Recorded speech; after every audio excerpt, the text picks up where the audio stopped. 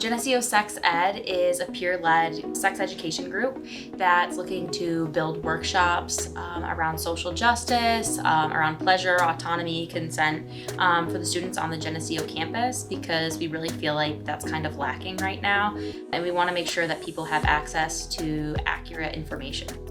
One of the most exciting things is that there will be a sociology of sexual health course that will be coupled with this peer internship. So if students want to be involved in providing educational workshops, they can.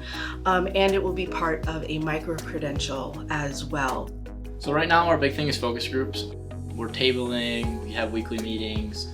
Hopefully from the focus groups, we're going to identify what people want to hear in the workshops, and then next fall, that's going to be our big thing, is workshops. The reality is that not a lot of people know a lot of things because our sex education programs in middle school, high school, and college are lacking. And I think on top of that, it's also kind of taboo and just not talked about in general. It makes people uncomfortable, but I think that's what makes it more important to talk about.